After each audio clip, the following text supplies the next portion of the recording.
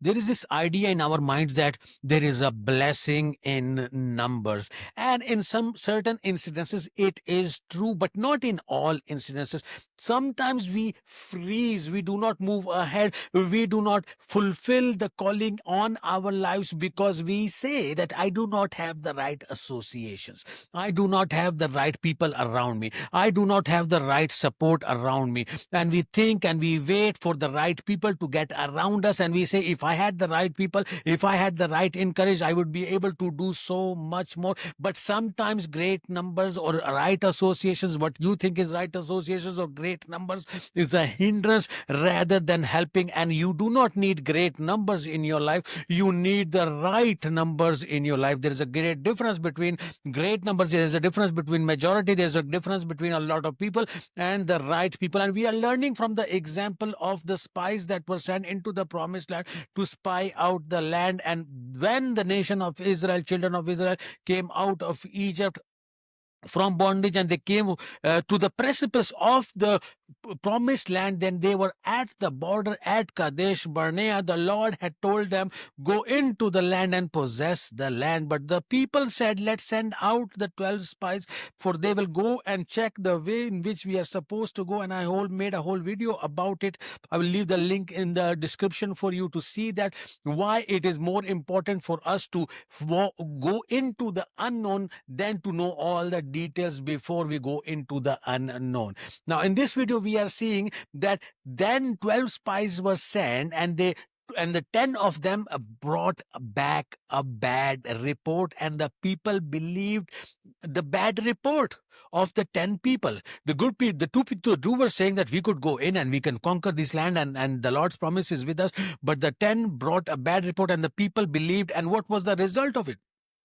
There were 600,000 men over there, and maybe 2 million people altogether, with women and children. And everybody above the age of 20 died in the wilderness because they believed the bad report. They had the ability to go in and possess the land. The Lord had given it to them. But they believed the majority, not the minority, not the two people, the majority. You see, when we go after the majority, what everybody is saying, we are so interested in what everybody is saying, and we are not supposed to give our ear to everybody, but we are supposed to give our ear only to the right people. And how will we know who is the right people? That's what we are going to see in this video. We are going to see from the fruit. We are going to see from the result. Let's look at the report of the two people, and let's look at the report of the 12 people, sorry, of the 10 people, and then we can assess what was the result. We are going to be in for the 10 people. We are in the book of Numbers, chapter 13, verse 30 and 31 to 33. But the men who had gone up with them said, these are the 10 people, they are saying, we are not able to go up against the people, for they are stronger than we. For they have children of, and they gave the children of Israel a bad report of the land which they had spied out, saying, the land through which we have gone as spies is a land that devours its inhabitants. And all the people whom we saw in it are men of great stature. There we saw giants. The descendants of Enoch came from the giants, and we were like grasshoppers in our own sight, and so we were in their sight. Now, brothers and sisters, it's very clear now that these people are full of fear. They saw all these giants, and two of them are saying we can go and do it, and the 10 are saying no, and the people believe them, and they die in the wilderness. 40 years later, what does Joshua do? Joshua sends out only two spies. You know, he has had previous experience, and this is one of the great lessons that we are supposed to learn. We are supposed to learn from our previous experience and not repeat the same mistake. And Joshua learned, and he said, I'm going to send two with a completely different strategy idea. He said, go and find out strategies so that we can go and conquer that land. Let's see what it says in Joshua chapter 2 and verse 24. It says, and they said to Joshua, now these are the two spies. Look at the difference between the reports of the 10 and the 2. Truly the Lord has delivered all the land in our hands. For indeed all the inhabitants of the country are faint-hearted because of us.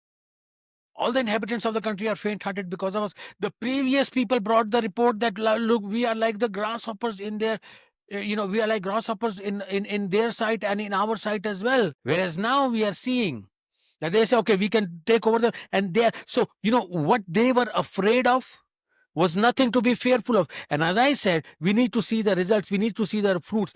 The first fruits of that thing is that they died in the wilderness. And these people, they brought a report. And what was the fruit of that? The fruit of that was that they were able to conquer that land. They were able to conquer that city. Brothers and sisters, there are people in your company and in my company. There are people in our surrounding. There are people that are uplifting us, that are building us, that are taking us into the right direction. And there are people in our company that are tearing us down and that are taking us, are prolonging our journey in the wilderness. They're taking into us into our spiritual death, and they are speaking and saying negative things, and they are saying bad things. Of course, you must have company around you that are giving you good advice, and that good advice could be negative as well sometimes, but you have to see the result. You have to see the fruits. If because of their presence in your life, you are lacking in life, you're not getting ahead. If their rebuke has made you grow stronger, become stronger,